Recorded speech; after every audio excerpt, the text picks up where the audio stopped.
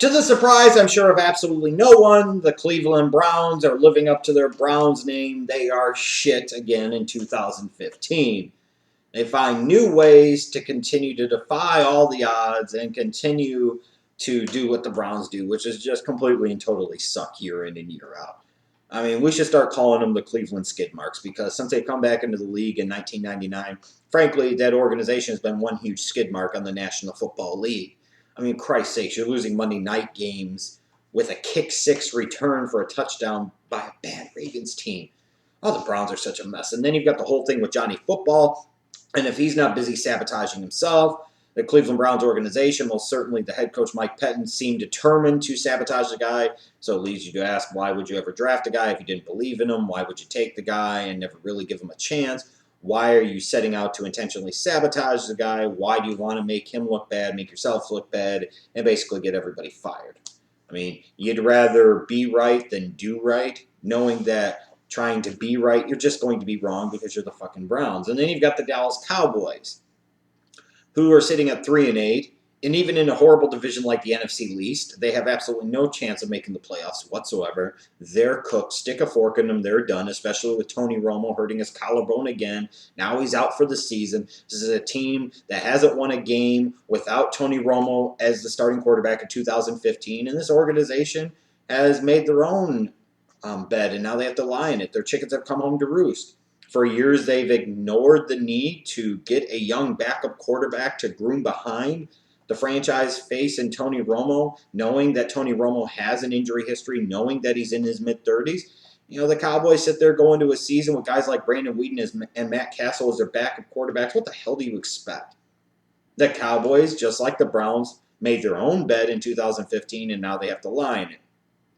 So now we get to a situation where we're getting to the end of the season, we're approaching the off season, and people believe that the Cowboys are going to do something to address the quarterback position, whether that's during the draft, via trade, combination of both factors. Especially hearing Jerry Jones talk, you know, he states the obvious. They failed to address the backup quarterback position effectively, and they are where they are because of it, and it's their fault, and it absolutely is. And then you look at the Cleveland Browns, you know that more likely than not, the GM will probably be fired, the head coach will probably be fired again, and that means that somebody else will come into the organization. They're not going to want anything to do with Johnny Football, and understandably so they're going to want to get rid of him. So now some sports fans, and in particular the national sports media, have huge jock Johnsons going on in the short pants regions because they're getting off to the concept, the thought, the possibility of Johnny Manziel ending up with the Dallas Cowboys for the 2016 season.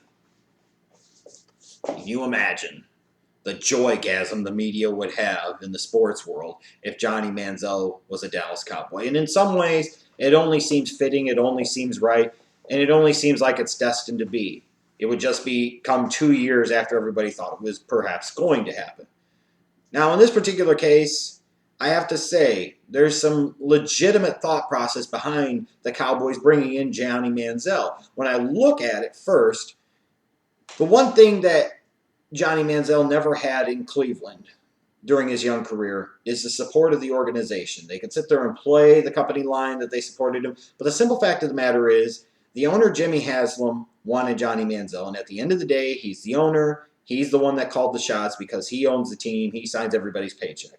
Ray Farmer didn't want him. Mike Pettin sure as hell didn't want him, and over the past 2 years, you can see that that's clearly the case.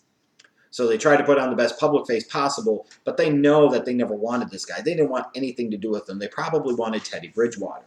So instead, of course, they got overruled, and here comes Johnny Manziel. So nobody in the organization that's supposed to matter actually believes him. The owner believes in him, and that doesn't really matter because nobody else does.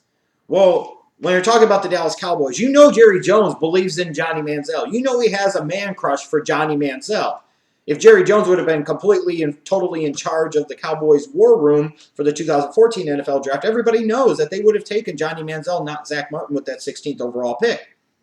So you have to imagine there's a very, very big part of Jerry Jones that wants to rectify that and make it right this time 2 years later without having to have spent a first-round pick on Johnny Manziel, because that way he can point to himself about being the genius that he is and the, you know, just the consummate NFL front office guy and all this crap. But when you look at Jerry Jones, whereas with the Browns, the owner could want the guy and it doesn't matter because nobody else cares, In the Dallas Cowboys sense, it's still built around Jerry Jones. He's the fall-off point for everything. As long as Jerry Jones supports you, that's all that matters. Because everybody else in the organization is ultimately going to fall in line. So Jerry Jones would support Johnny Manziel. Jerry Jones would believe in Johnny Manziel. Jerry Jones would be bought in on the concept of Johnny Football backing up Tony Romo and someday taking over as the next quarterback for the Dallas Cowboys. So therefore, Johnny Manziel has one huge benefit that he was never, ever going to receive in Cleveland. He has an ownership group. He has a front office. He would have a coaching staff that's bought into and believing in him. You also get the opportunity, instead of learning from guys like, no offense to anybody like a Josh McCown, but you go from that type of situation to where you're learning from Tony Romo. You get to watch how Tony Romo conducts himself as a professional, both on the field, in the locker room, and more importantly for Johnny Manziel, frankly, off the field. Tony Romo has a really good football IQ. That would most certainly have to help Johnny Manziel. Johnny Manziel can see up close every day in practice and in games what a real NFL franchise quarterback has looked like for so many years. And, you know, for the Dallas Cowboys, it would be a way to sit there and potentially set themselves up well for the future by still being able to ride out at the same time the end of the Tony Romo wave. You know, but again, bringing in a Manziel to learn from somebody like a Romo can't be a bad thing. It also allows its organization to save themselves from having to use a high draft pick on a quarterback, and particularly if they're looking at spending a high top 5 or top 10 pick on a quarterback that they think might not actually be a franchise guy. Do you really want to go into the 2016 draft and say, we're just drafting a quarterback because we need a backup quarterback, but it doesn't really make sense because this guy might not have the potential to be the heir apparent to Tony Romo? Well, it's not saying that Manziel necessarily would, but instead of investing a top 5 or top 10 pick in a draft on a guy to find out that he wouldn't be, you know, you could bring in Manziel at a much cheaper price and use that top 5 or top 10 pick that the Cowboys most likely will end up with on another position to either help, you know, Manziel in the future and Romo now, or somebody to help beef up that defensive side of the ball where the Cowboys still need some work. You're also bringing in, talking about Johnny Manziel, on a guy that has 2 or 3 years left potentially on his rookie deal. So for a team that's been in a bad salary cap situation 4 years, they wouldn't have to be investing a ton of money into a Johnny Football to sit there and play backup to a guy like Tony Romo. And you also look at the cost of acquiring a Johnny Manziel. Like I said, you know, more likely not, Ray Farmer, Mike Pettin, they're going to get fired at the end of the season, and they fucking deserve to because they suck too. You know, so the Browns will be doing the same shit they always do, restarting every 2 years, a new organization, leadership group in terms of a general manager, team president, head coach. They're not going to want anything to do with a failed young quarterback from a previous regime in Johnny Manziel, nor should they. So they're going to want to pack up Johnny Football. They're going to want to get rid of him.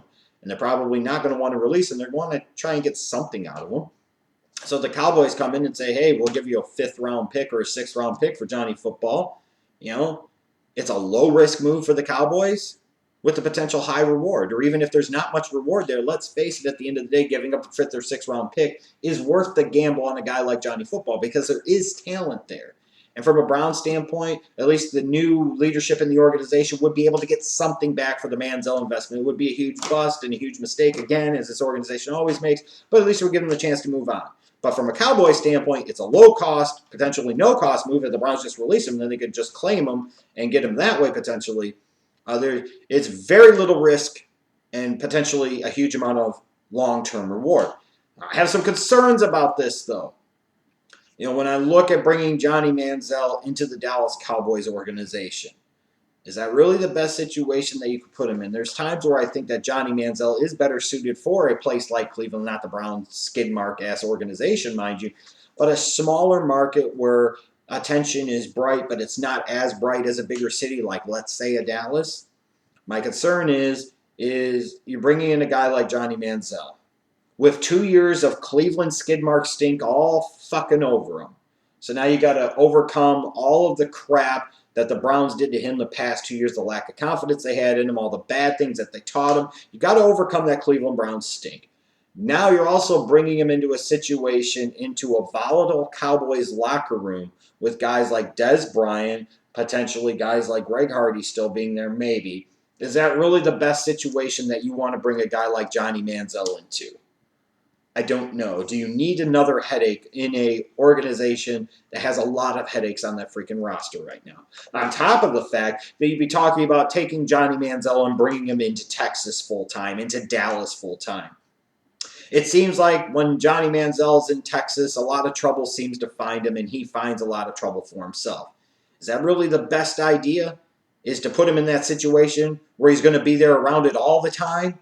It doesn't seem like that's a fundamentally good choice to make, especially knowing that you could potentially find a safer, better, younger option in the draft. You know, when you look at the recent trend of the teams that contend for championships, they win championships by and large. What do I always mention every year because it's true? The trend is you draft and develop your own young quarterback, and usually you have to draft that guy somewhere in the first 3 rounds.